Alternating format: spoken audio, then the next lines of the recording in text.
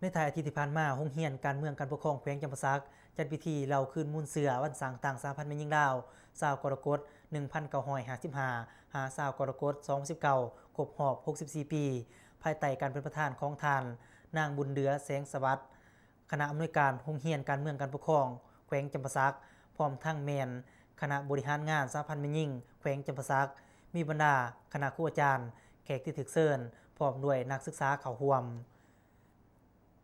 ในพิธีนะครับฟังการเดาคืนมูลเสือและการเติมใหญ่ขยายตัวของสาพันธ์แม่หญิงลาว20กรกฎาคม1955หา20กรกฎาคม2019ครบรอบ64ปีจากท่านนางบุญเดือแสงสวัสดิ์คณะอำนวยการโรงเรียนการเมืองการปกครองแขวงจำปาสักพร้อมทั้งแม่นคณะบริหารงานสาพันธ์แม่หญิงแขวงจำปาสักซึ่งท่านนายกให้เห็นหมากผลงานการเคลื่อนไหวภารกิจและภาระบทบาทภายใต้การนำพาของพรรคและได้รับผลสะท้อนจากกระบวนการต่อสู้ปฏิบัติของแม่หญิงในทั่วโลก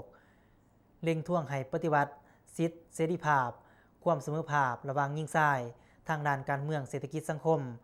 ในวันที่20กรกฎาคม1955พรรคประชาชนปฏิวัติลาวได้จัดตั้งหน่วยค้นคว้าเวียกงานแม่หญิงขึ้นอย่างเป็นทางการ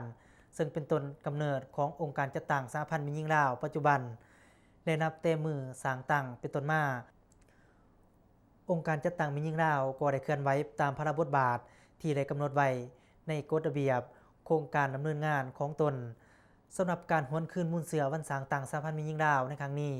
ก็เพื่อเฮ็ดให้คณะครูอาจารย์นักศึกษาโรงเรียนการเมืองการปกครองได้รับรู้และเข้าใจประวัติความเป็นมาวันสำคัญ